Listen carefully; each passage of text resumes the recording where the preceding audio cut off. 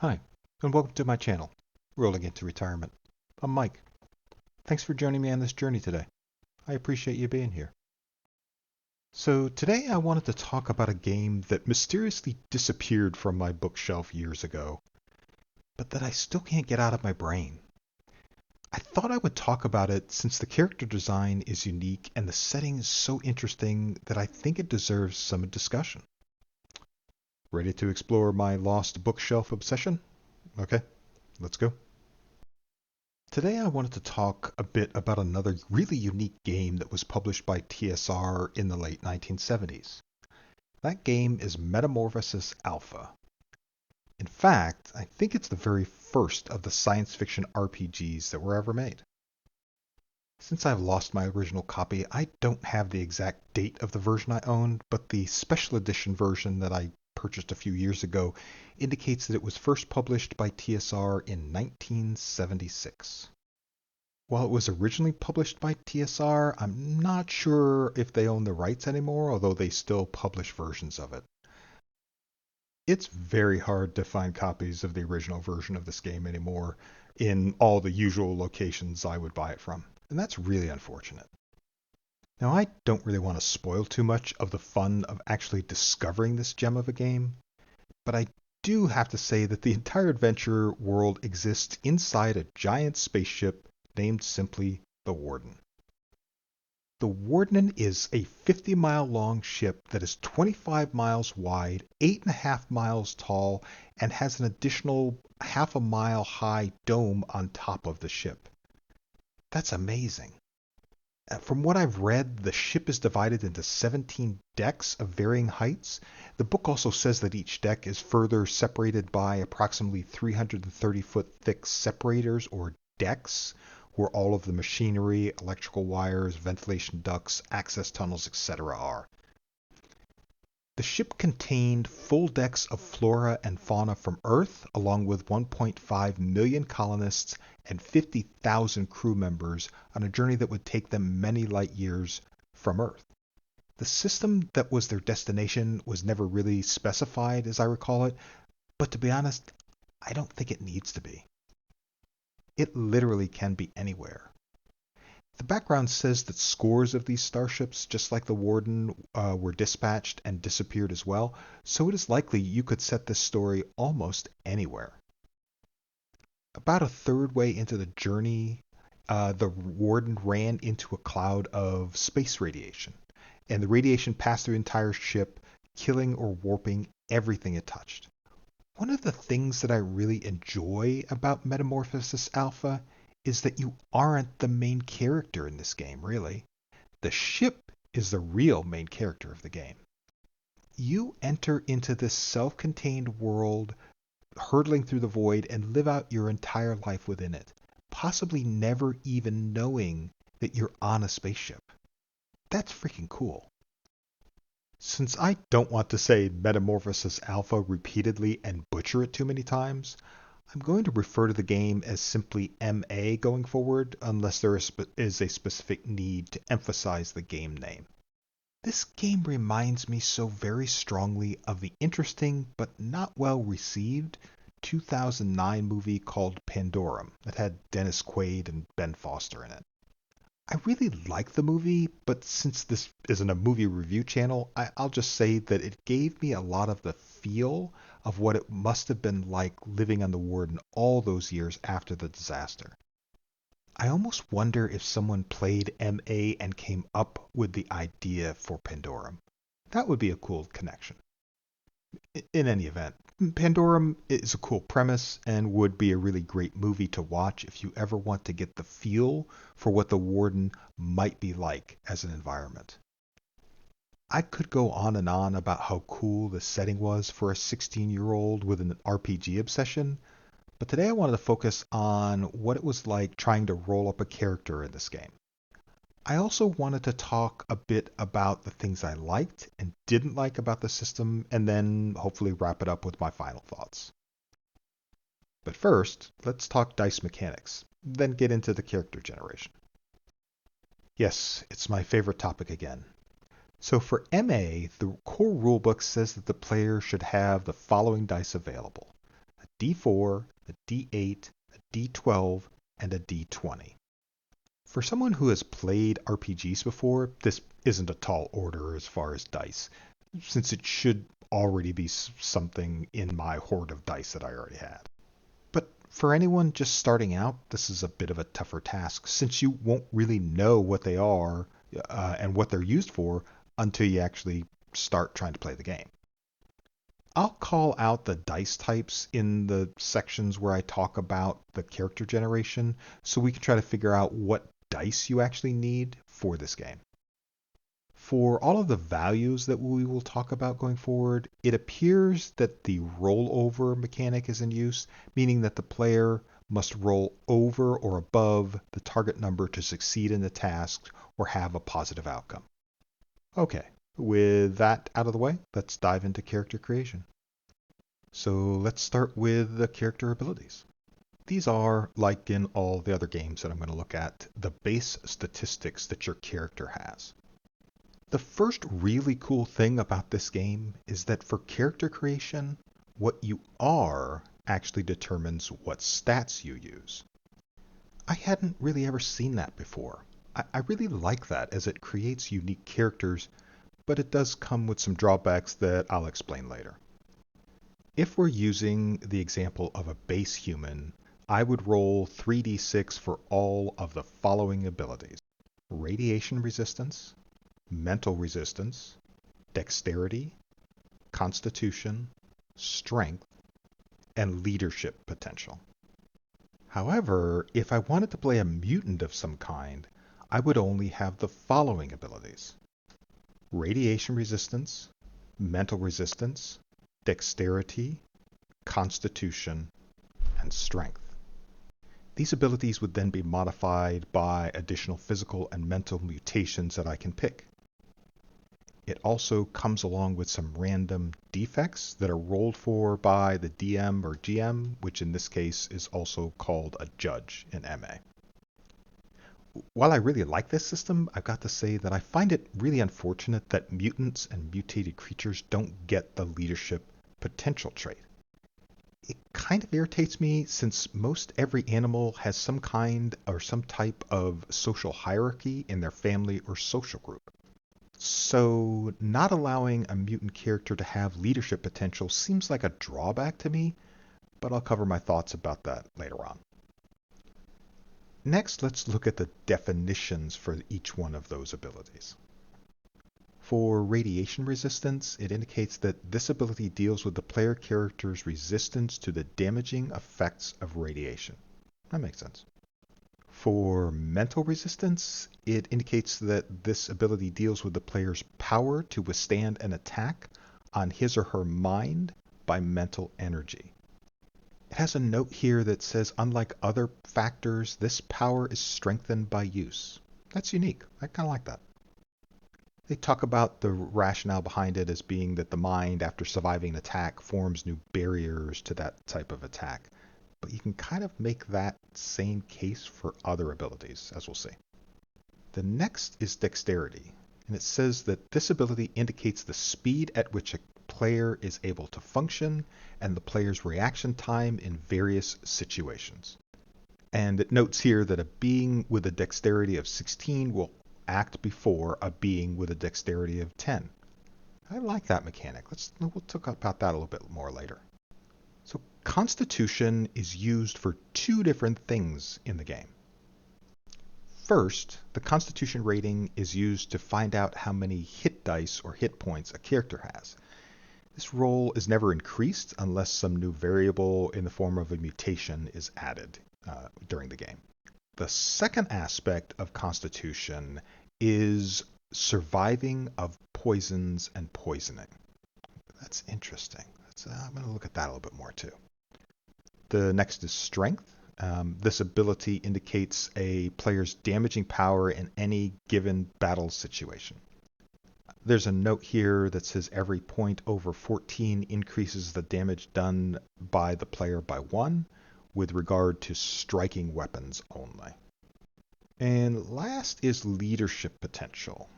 The leadership factor or leadership potential is used not only to see how many men will follow a person, but to determine if other creatures, mutated creatures, will follow him. I don't know about that one. Let's keep going. It says that the leadership potential is usually given to humans of pure strain because a feeling of distrust is so developed in non-humans of any type that it takes a human and a human's innate desire for control to be able to command the respect of non-human beings. It goes on to say that when dealing with a mutated human, because of the change in him, he is too close to the creature and not close enough to the human to have this leadership potential. Oh, there's a lot to unpack there, but I think I'm going to do that when I actually do my character creation, because, we'll talk about that a little bit more. So now let's talk about mutations, because that's kind of an important part of this whole game. So to determine the mutations, the player rolls a d4 once for a physical mutation and a d4 also for a mental mutation. And then the player would then pick up to 4 different powers depending on the roll. The section also indicates that the mutant players start in the forested area of the ship with no materials. That's an interesting restriction that I really want to talk about a little bit later as well. After that, the DM, GM, or judge in this game then rolls 1 physical or mental defect for the mutated player. This is done without the other players knowing what the limitations are for your character, which I think is another really interesting mechanic. I like that. Now let's jump into the actual character creation. Since I really haven't gotten the chance to roll up a mutant character in any of the videos that I've done, I'm going to do that here. Hopefully my dice will treat me better this time than the last video, but that's probably wishful thinking. I've sacrificed the dice used in my space opera character creation video to the dice gods after that debacle. I'm going to start with a name, and while I really would like to use another name, in an effort to avoid getting a copyright strike from Games Workshop, I'm going to go with the name Angor the Angry for my character. But before I start, I need to figure out exactly what kind of mutant I am. Let's take a look at my options. And here I run into another one of the very cool aspects of this game. There isn't any sort of restriction on what the base character can be.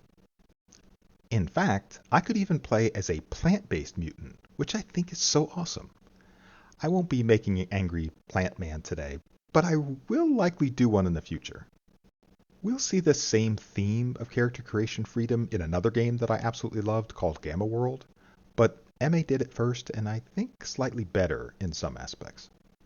Since I want to play as something unique, I'm going with the additional idea that my character was originally an animal in a zoo area on board, or possibly someone's pet. If that's the case, it has to be an animal that is intelligent and able to escape from its prison fairly easily, otherwise it would have just died where it was kept, right? Oh, I got it. I'm going to make my base character a ferret. So I'm going to be playing as Angor, the angry ferret. This should be interesting in more ways than one. Look how angry I am right here. Are you not afraid? Okay, enough jerking around. Let's do my stats so I can flesh out my image of my ferret with anger issues. The first stat is radiation resistance. I roll 3d6 as indicated and get a 6 plus 1 plus 3 equals 10. Okay, not great, but certainly not the worst start ever.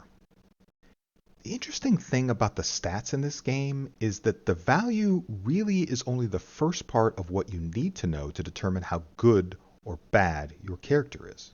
For radiation resistance in this case, I actually need to look at the radiation intensity table to understand what this means to me. So based on the roll that I got, it looks like I can encounter radiation up to radiation intensity level 9 before I begin to take damage. Once I go above intensity 9, I will take damage, and after intensity 17, I will likely die. Weirdly, the rulebook only states that I should treat radiation damage just like hit dice damage, which is explained later. The thing is, there is no hit dice damage explanation that I could find. I think the book meant to say hit dice, which is actually covered under the Constitution explanation on page 11. If that is the case, then the dice to be used are d6. That's fine, but it would have been much better to have a clear explanation here rather than referring to it later. My preference would have been to do it here or have a separate section just covering hit dice, but this works. So for example, if I take a radiation intensity of 11, I would take 3d6 of damage per melee turn or round, since it is above my radiation resistance of 10. That seems like a lot of damage. Ugh. There's an additional note here that says after round 1, I would get a -1 modifier for each round thereafter while I stay in radiation affected areas. That's terrible. Wow.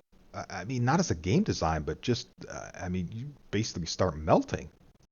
I mean, that's mostly realistic, but kind of harsh at the same time.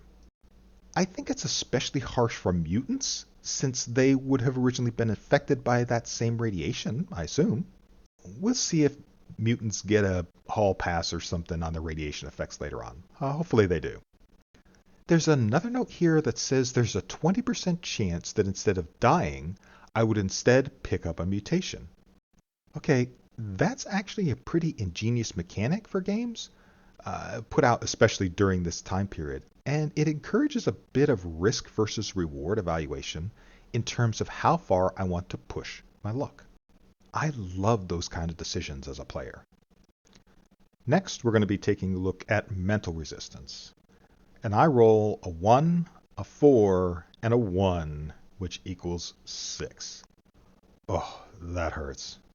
The dice gods have failed me again here, it seems. Okay, this is not a great number, but we also need to take a look at the mental strength chart to see how bad it actually is for me. The thing is, this chart needs a little bit of explanation before we can actually go through it. The dashes in the chart mean that the attack automatically fails. The number in the chart is actually what you need to roll above on 3d6. The rulebook says that the number needs to be beaten, so I have to assume that this means it is a roll over mechanic. So this is a bit confusing, as I would have assumed that this result would have been the damage value, but it isn't. I'm not sure why the designers didn't use the same mechanics for the other tables, so I'll have to be a bit careful going forward to make sure I know what the table I'm using actually is trying to tell me. Also, since this table just represents whether the attack succeeds or fails, I don't really know what the damage will be. I have to assume that this is outlined in the mental mutations later on. We'll check that out when we get there. Okay, with this low of a starting value, I'll be lucky to avoid any type of mental attack from any creature having a mental strength higher than my measly 6. And any creature with a mental strength of 14 or above automatically succeeds? That's no bueno. I guess if there's one saving grace to my crappy starting stat here, it's the fact that the mental strength of my character can increase over time. The rule indicates that after every 5 attacks that I survive or successfully resist, my resistance factor increases by 1 point. I'm hopeful I run into a lot of creatures that have low mental strength values. But I really like the improvement mechanic here. I just wish it was carried over to the other stats as well. Okay, next is dexterity. And I roll a 3, a 6, and a 3 for 12. Okay, I forgive the dice for the error of their past ways. 12, for me, is a decent stat and gives me a better than even chance of having my turn early in combat. The way that initiative and dexterity are connected in this game, I really like. I like it because it doesn't rely on a die roll for me to determine when I go in the combat order. The initiative order is the dexterity order. That's it. I appreciate this mechanic mostly due to its simplicity. There's nothing more frustrating than suffering the embarrassment of having a high dexterity and rolling low for initiative and having my turn towards the end of combat round. That doesn't happen in MA. Alright, next up is Constitution, and I roll a 3, a 1, and a 2 for 6. Again? Dice. Why must you fail me so? Okay, so the dice are apparently back on the naughty list here. That's just painful, since I can never increase this value by normal means according to the rulebook. For some odd reason, the Constitution stat description was moved to page 11 after strength and leadership potential were explained. I'm not sure why that was, but let's just go ahead and take care of the Constitution numbers now, since that was how it was originally listed. So going back to the description of Constitution, this will actually directly lead to my character's hit points, in this case called accumulation hits in MA. So I only get 66 to determine how many hits I can absorb before my angry ferret dies. Okay, let's do this. So rolling the dice gives me a 6, a 3, a 2, a 6, and a 3. So I get 20 accumulation hits, or AH. So the AH isn't great, but it's actually way better than what I thought I was going to end up with. Okay, I'll relent and remove these dice from the naughty list again. But they better watch their step. The other part of Constitution is the ability to withstand poisons, as is shown here on this chart. This is another unique way that MA deals with the various aspects of gameplay that would be covered by a save or other type of roll in other types of games. This chart is used to determine what the outcome might be, but this is going to require a bit of explanation first for it to make sense. So the asterisks in the table indicate that a poison of that strength has no effect on the character. A D means that the character is dead, no matter how many hit points that character has. The number in the table is now the number of dice needed to be rolled to determine the damage done. Since it isn't specified, I'm going with the assumption that this is supposed to be using a certain number of D6 for the damage. Again, I really wish this had been spelled out better, as this is kind of important. I gotta tell you, I don't like what I'm seeing in the poison chart here due to my low Constitution score of 6. It means that anything over a poison strength of 5 means that I will die in 2 melee turns unless a proper antidote is administered. Even with the lowest strength poison of 3, I would still take 1d6 of damage. Ouch. While I get what the designers were trying to do here, I find the punishment for a low roll almost too harsh. The section then tries to justify the harsh values with the note that while some might think that the chances of surviving poisons are rather low, when you consider that there is an antidote for almost any type of poison, the chances of living increase. Yeah, maybe in a modern society, but we're talking about a regressed society on a spaceship that's been traveling for hundreds of years. Again, I get it, but I do have some problems with this. First off, since I'm starting off as a mutant with no materials as noted in the rulebook, what antidotes do I have access to? If I have them, how did I come into possession of them? If I'm exploring a new area of the ship, doesn't that mean then that I need to find the antidote before I encounter any of the monsters that might have the poison?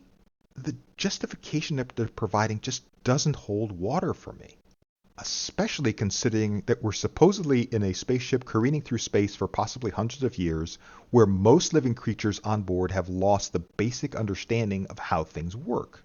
When you add on the restrictions for mutant creatures or characters, it seems like this is a one-way ticket to Deadville for anyone wanting to play a mutant, unless the DM, GM, or judge thinks about this stuff well ahead of time. To me, this is just asking for a PC death, especially for new judges who are just trying this system out for the first time. It's also another odd choice that we are back to using the table to denote damage rather than a rollover number like it was for the mental resistance. Consistency in what was being presented in the tables I think would have been really better here. Okay, next is strength, and hopping back to page 10, I roll my strength ability. And I roll a 5, a 6, and a 5 for 16. Yeah, I like that. But it's also a slight bummer though. The only real benefit that I see to high strength is additional weapon damage. The rulebook says that for every point of strength over 14, I get a +1 damage with striking weapons only. The increase to bow damage only occurs after 18 strength. There is a similar negative effect for striking weapons when a player's strength is below 6, but the rulebook doesn't specify how low strength would affect bow weapons. That probably would have been a nice touch as well. I just wish there was more here for strength, I guess. Last is leadership potential. Sadly, I don't get to roll this due to my ferret-based Angor issues. As I've stated already, I don't really like this, but I'm going to go with what the rulebook says here. Okay, now let's talk about mutations. So I'm supposed to pick a number of physical mutations based on a die roll. I'm going to be using a D4 for the physical mutations and a D4 for the mental mutations. For the physical mutations, I roll a 3. All right, that should be a good number. And for the mental mutations, I roll a 2. Okay, well, that's still pretty good. I'm okay with that. Since the game says to pick the mutations, I'm going to do that. I think it also would have been a great option to give the player and the DM/GM judge a table to roll from rather than the pick option, since each of the options already have a number associated with them. Okay, I'm going to be talking out of both sides of my mouth here for a second. I get that the game wants the character to have the freedom to choose their mutations, but I think this also allows the player to easily minimize the negative effects and maximize the positive effects of those mutations. In this case, mutations should not be something that the player has the ability to pick, at least in my opinion. It becomes an exercise in min-maxing your character. Since the book says that the judge needs to roll a physical or mental defect, I will try to do that as well. However, the numbering is a little bit difficult to figure out in terms of how to roll for these mutations and defects, since they're all mixed into the same table with consecutive numbers. It would have been much better, at least in my opinion, to have separate tables for mutations and defects for both physical and mental. But I'll go with what we've been given here. Since I'm not going to be min-maxing, I'm just going to pick at random from the tables for things that sound interesting and see what they do, rather than learning what each of the mutations does and then trying to min-max my way to greatness. I find the random approach much more interesting and believable, but your mileage may definitely vary.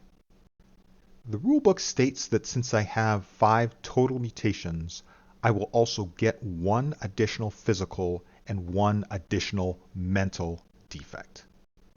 Okay, that should be interesting. Let's see what happens there. But let's start with my physical mutations and then go to the physical defects. I've decided as the judge that I was going to add a physical defect to the character that I'm rolling.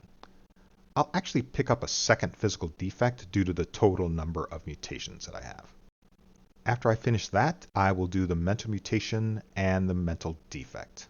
So let's begin. For my physical mutations, since I rolled a 3, I look through the list and pick the following. Number 8, gas generation. Number 12, radiated eyes. And number 19, heightened smell. And then for the first physical defect, I see that there are 12 options, so I'm just going to use a D12 to determine the first one.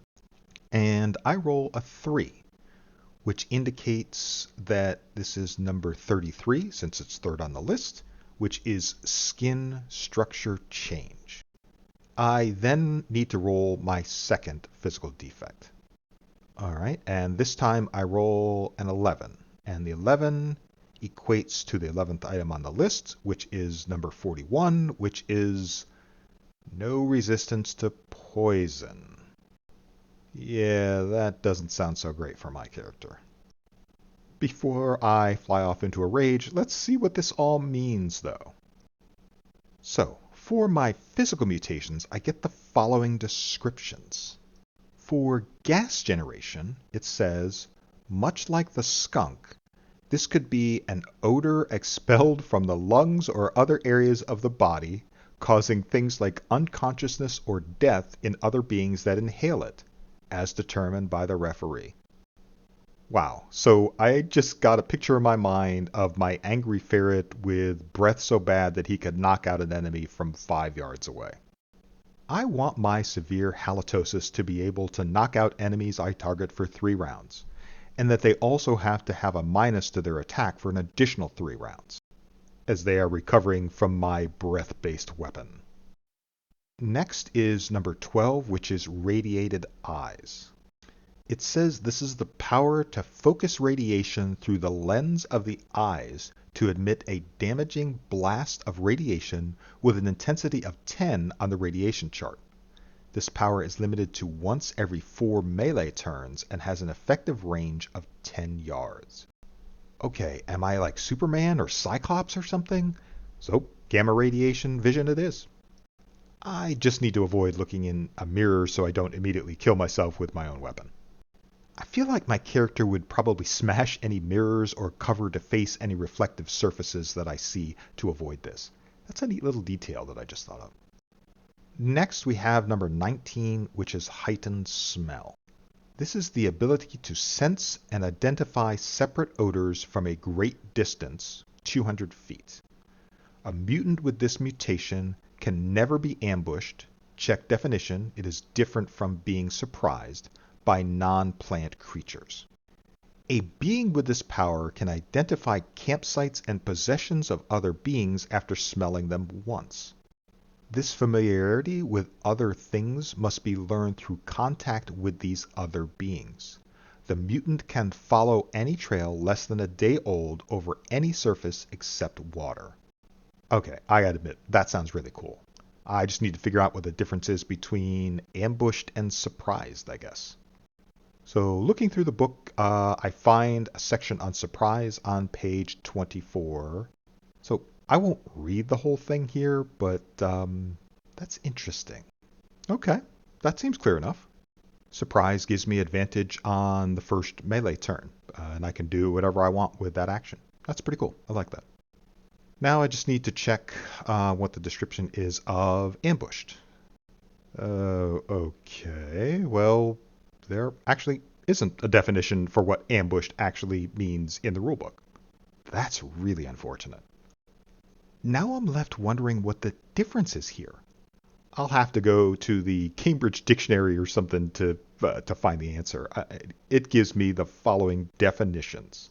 So the definition of ambushed says that it is the act of concealing oneself and lying in wait to attack by surprise. It also says an attack launched from a concealed position. What? That just seems like such a minor difference from surprised for my smooth brain, but I guess it's slightly different. But then doesn't that mean that anyone that conducts an ambush would automatically get surprise?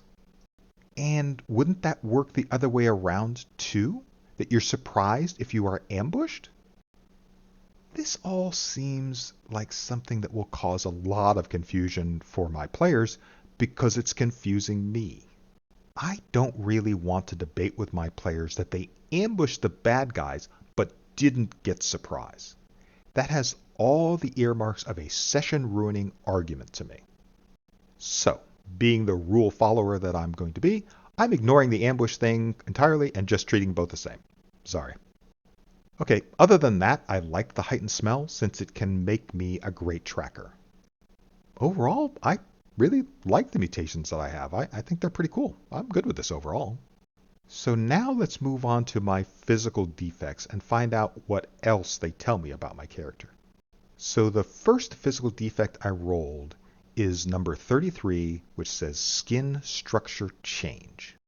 This is interesting because it says this is altering of the skin so that it is no longer just flesh, like the scaling of the body or having the skin be non-resistant to things like heat over a temperature of 76 degrees Fahrenheit, causing burns for 1 die of damage every hour exposed. Any change must always be a defect. Okay, I think that could be useful. I'm not sure yet, but maybe the second defect description will give me a clue on how to make this one work. The second physical defect I rolled was number 41, which is no resistance to poison, which says that this mutation results in the death to the mutant whenever he or she is exposed to poison, unless an antidote is given in time, no matter what their constitution roll is. Okay, this second one really stinks now that I read it, especially since I spent time a few minutes ago whining about my low poison resistance. That's really not great. Okay, well, let's just go with it and try to make something out of this Sauzier of a defect. So, thought about this a little bit, and I think I have come up with how I can fit this into my character. With those defects combined, I have thinner than normal skin for my species. I also have a severe allergic reaction to any and all poisons that I encounter. This gives me a reason for my skin change and also ties it into my no resistance to poison. This seems like a huge issue for my character.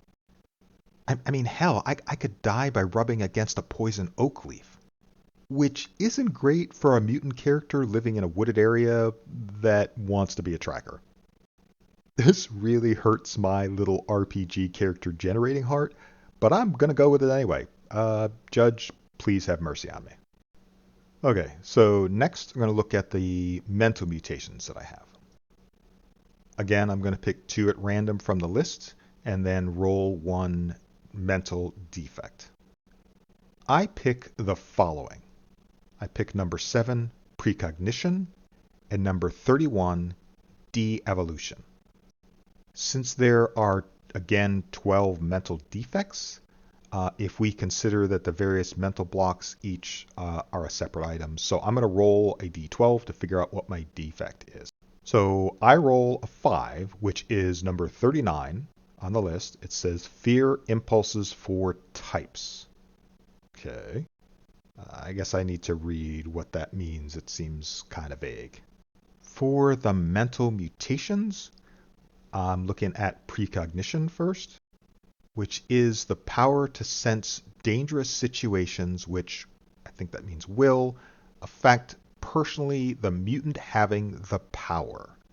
This is effective only 3 minutes into the future and requires intense concentration to work, but is great when used just before entering a door to see what is immediately behind the door.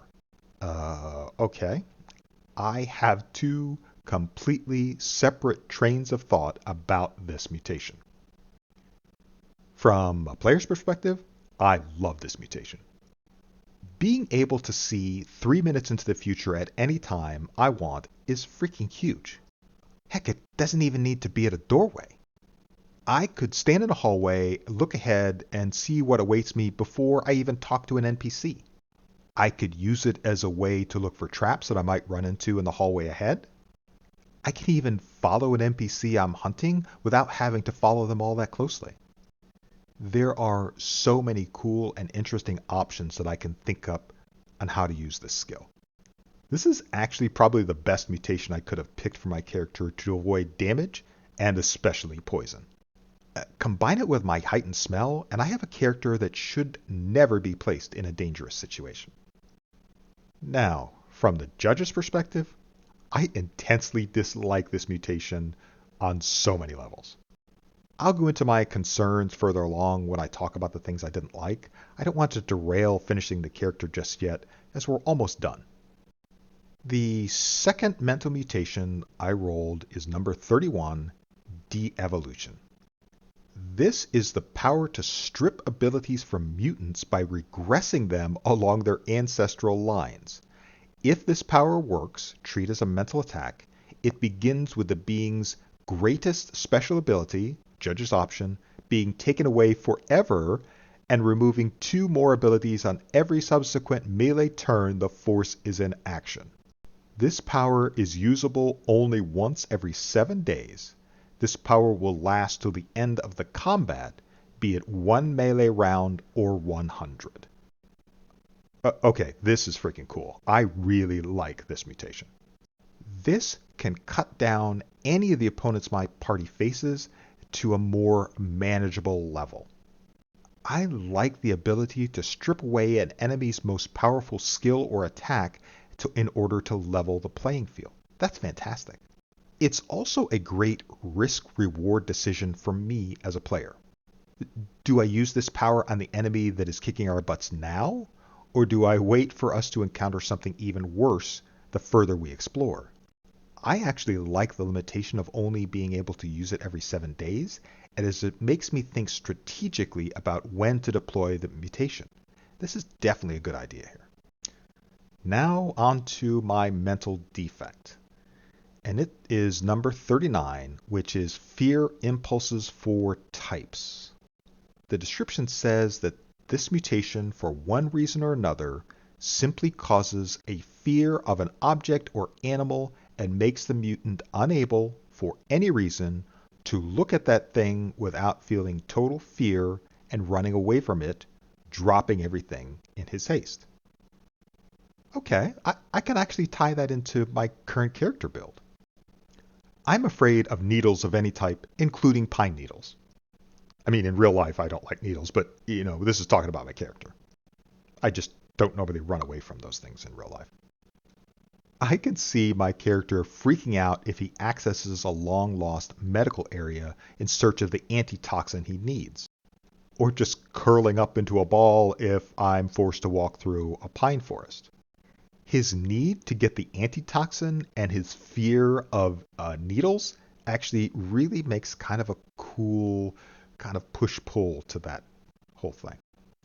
I really like how this helps me tie my character together with the other mutations and defects that I have. Now, unfortunately, as I finish up my character build, I find that there is a separate section on page 16 that provides additional options for physical mutations for mutant animals. This section is placed after the section on mental defects, so it would be easy to miss if you were just going through the book step by step. To me, this really should have been included in the section on physical mutations on page 12, not here, especially since it deals directly with mutant animal characters. Since I've already picked my options, I'm going to stick with what I have, but it would have been really nice to know that there were additional options for mutant animals further along in the book. That could have been done easily with a footnote or just a line of text on page 12. So that's it for character creation for Metamorphosis Alpha. Overall, I think it's a pretty straightforward character creation process that is mostly easy to follow. Now let's dig into the things I liked and didn't like before wrapping this up. So, for the things I liked, first off, I have to say I love the freedom of the character creation system. I really like systems that allow you to really try to experiment and find new and interesting ways to build a character. With almost no limits on what type of creature you can use as a base, it really can expand your options and hopefully inspire your imagination during character creation. Next, I really enjoy the simple and mostly straightforward dice mechanics of this game. While weirdly not being referenced in the beginning of the book, the majority of the character creation revolves around the use of D6s, which is perfect. Almost everybody has one of those. I'm also really inspired by the setting of the game itself. The thought of creating a character that is on a spaceship heading to an unknown destination for an unknown amount of time is really cool. It's cool to think that the societal structure that broke down possibly hundreds of years ago could even lead to the PCs not even knowing that they're on a spaceship, since it's all they've ever known. I'd again recommend the movie Pandorum to try to get an idea of what something like that might look like. Okay, so I'm going to do something that I normally would not do here. I'm going to show you what I created in MidJourney based on my headcanon for what the character I just created looks like. Since I can't draw a straight line to save my life without graph paper, I'm obviously not going to be able to draw a good character here. I mean, who am I kidding? I'll be lucky to get a recognizable stick figure, okay? Since I am clearly art challenged, I've turned to MidJourney to help me create the images that I so very much want to share with my players, or that just help me imagine what something might look like. That's such a cool thing. Now, for anyone that uses MidJourney on a regular basis, I'll provide the prompt I used if you're interested. So just enjoy the nightmare fuel that you can create with this. Now, I'm quite well aware that there are many issues with AI image creation engines like this and what they mean to real artists' ability to earn money at their chosen profession. But I also know that I suck at drawing. I wish I had 1/10 of the ability that some of the artists at ArtStation and DeviantArt have, but I just don't. I always check those websites first, since I find so much excellent art and pieces of information for my games there. I'll put some links to those websites here too, as I would definitely recommend checking them out for inspiration. MidJourney is just my workaround when I just can't find exactly the image that I was looking for. Anyway, what do you think? Does he look mean enough? Next, I'm going to talk about the things that I didn't like. Okay, I have to talk about the precognition mutation now. This is probably my biggest peeve with the rulebook. I really dislike this mutation from a DM/GM judge perspective for several reasons. So first off, it says I need to roll, but what am I rolling against on the chart? What's the power that I have to measure it against? Do different materials affect the use of this mutation? If it's not always effective, wouldn't it say that in the description? Is the precognition what will happen or what could happen? Those are very different things if the PC already knows what's lying in wait for him ahead. If the PCs have a conversation with an NPC and one of them uses the precognition ability, do they just get all the details of the conversation? What if after the conversation the NPC tells his supposedly unknown boss about the encounter? Do the players then automatically know who the unknown boss is now? Also, if the player can look ahead in time at any point, how do I, as a judge, put any type of suspense or surprise into an adventure I'm running? The PC could literally stop every few minutes and just use the mutation to determine everything that happens. In that case, what's the point of playing the entire adventure? I should just give the character what they were looking for and we can all spend the rest of the time talking about dice mechanics or something. But if I try to limit the use of that ability, then I'm directly impacting player agency in negative ways, which isn't fair. This is one of those negative holdovers from the days when every adventure was just a dungeon crawl that you did as you collected treasure and fought monsters. You just wanted to know what was behind the next door. There are several examples of the same kind of thing in D&D that I always struggled with as a DM as well. It's actually one of the major reasons I tended to avoid D&D as a DM or GM when I was younger. I hated being put in situations where I basically had to give away all the details of what I was planning or doing away to the PCs or unfairly limit their knowledge. Either of those options just sucked. Another thing that bugs me, the poison chart provided is just incredibly deadly, especially with the defect my character picked up. The text tries to excuse the deadliness of the poison system by saying that antidotes are easy to find. But is that really true? Should it even be true? If you make antidotes widely available, then you in effect neuter the entire poison system and the effects. If all I need to do is inject myself with a serum that I can find anywhere, I think it makes the whole poison system pointless. It also begs the question of why my mental strength can increase, but my poison resistant can't? If someone is constantly exposed to something over a long period of time at low doses, wouldn't they develop some kind of innate resistance to it? My brain says yes, but the rulebook doesn't address it at all. Another topic that kind of irked me was the removal of the leadership potential from mutants and mutated animals. To me, this makes no sense and doesn't really fit with what I think I know about nature and animals in general. Now, I think it's a stretch to say that I'm anywhere near qualified to talk about equitable distribution and inclusion as a 60-year-old dude, but that just seems to be patently unfair and kind of skews the game towards the human characters being the only best character race to choose. To me, that is terrible from a freedom of choice perspective, but also from a game balance perspective. If my best choice is to take a human character, why would I do anything else?